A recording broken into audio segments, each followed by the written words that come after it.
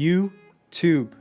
Welcome back. Today we're going to talk about how you can start these games on every single map in Halo Infinite. And the reason why is because I see so many people not even attempt to get the power weapons or the power-ups at the beginning of the game. It's so important for you and your team to get those power weapons or power-ups early on because it dictates the first half of the game. And if you can dictate the first half of the game and you keep control of those power weapons and those power-ups throughout the rest of the game, there's a higher chance of you winning more games so that you guys can rank up to platinum or diamond or onyx or even a high onyx as well. Think of the start of the game just like everyday life. If you start out your day really well, there's a really good chance you're gonna feel amazing throughout that whole day and good things are gonna happen to you. And if you get small wins throughout that whole day, you're gonna come home with smiles and happiness and be the king or queen that you deserve to be. If this video helped you, smash that like button and subscribe with the bell notifications turned on. And if you love the video, make sure you follow me on twitch.tv/SenseiNam, where I stream 4 days a week. Now let's get this party started. What you need to focus on at the beginning of BAZAAR is getting the rockets, camo, and overshield. What's going to help you is the dynamo grenades and the grapple hook. These 4 things are going to help you get map control, and what map control in BAZAAR is going to look like is being able to control the middle of the map. So if you're playing capture the flag, it's going to be easier for you to get easy kills when your opponents spawn on their side. And then also when it comes to Slayer, it's going to be easy for you to get easy kills as well. But at least you'll have all of those power-ups and power weapons in your hands. And then once you get all of those power weapons, then you can start focusing on getting the Mangler and then also the shotgun. The more power weapons or power-ups that you guys have in your possession throughout the whole game will give you more of an advantage to win that game. The first route that one of your teammates can take is going into BR or / cafe and looking at angles of the opponent's tree, BR, and also double doors. The second route that one of your teammates can take is getting the thruster and going tree and getting shots on the other tree or the other BR. Another route you can take is alley. So when you're going alley, you take the Mangler and you go straight for rockets. When you take this route and you get to top of the rockets, you can have shots on tree, you can have a couple shots on BR, and you can also shoot down enemies that went through double doors. And the last route that you and your teammates can take is double doors. So being able to nade the opponent's double door, because your enemies might be going double doors as well, is a must. When you have 2 of your team members going through double doors, you can either both go towards rockets or one of you can split towards grapple. The other one can also go towards the dynamo grenades and help get overshield. So on Aquarius, the focus at the beginning is to get camo / OV and also the heat wave. So to start off Aquarius, it is a little bit tricky because there's so many different ways you guys can get map control, which is the center of the map. So when it comes to the different ways that you guys can approach the very beginning is you can either go towards pink side, go up the stairs. You can go up through the middle onto the ledge and go up to top mid.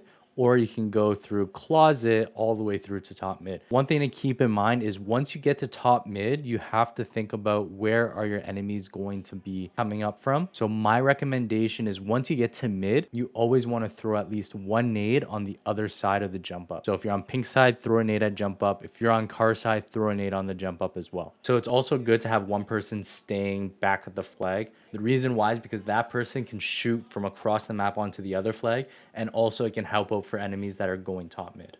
When you're playing live fire, the first 3 things you need to focus on is the heat wave, the Mangler, and the sniper. Camo does pop up 30 seconds after the game starts, so you don't have to worry about that right off the bat. So if you spawn A side, you have an advantage because Mangler only spawns on your side. So routes that you can take is either fighting top mid, going around dummy side, flanking the guys that are on C plat, or you're going big door garage, taking a couple shots on the guys that are coming from river. The last route you can take is bottom mid, grab the heat wave, flank the guys going pillars, or go around dummies and flank the guys at C plat. If you spawn riverside, you can go straight for sandbag. You can have one guy going to nest. You can have one guy going bottom mid, getting the heat wave, going up to scoreboard, jumping up, flanking the guys at sandbags. Or you can go back tower and around to dummies, go all the way around to scoreboard, flank the guys that are at sandbags as well. So in streets, there's 3 weapons that you can focus on getting at the very beginning of the game: rockets, bulldog, and the stock rifle. So if you spawn seaside, first route that you can take is you go ATMs, flank the guys that are going cafeteria P Street. If there's no one there, you can put shots on the guys that are in front A or front nest. Second route you can take is you go commando and you go up B stairs. Most of the enemies,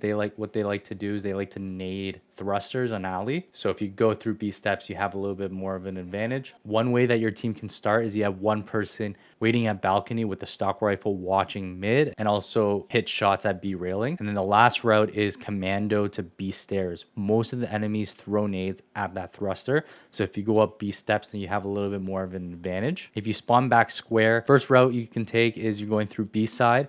You can nade the alleyway. You can also stay top railing and have a couple shots at people that are going P Street, or you can take shots at the guy coming out of front C. One person should be able to stay top nest or top A to kind of watch the rockets and also communicate to the rest of the team where the enemies might be going. And the last route is going through cafeteria through P Street, being able to get that shotgun, watching the guy jumping up from ATMs and picking up any easy kills. Right after you get some kills or you feel that rockets are clear, that's when you go in for the rockets. So the beginning of recharge, the focus is camo. Then after camo, it's mangler, shock rifle, and then sword. These weapons are so helpful when it comes to recharge. So getting them in your team's hands is super, super crucial. So if you spawn long haul, number one focus is camo. So you should have one or two guys focusing on going down in the pit, try to fight for camo. And then also one guy either flanking to control through C or jumping up on the jump box to mid bridge to bottom BR. Keep in mind, people do nade the front door at BR,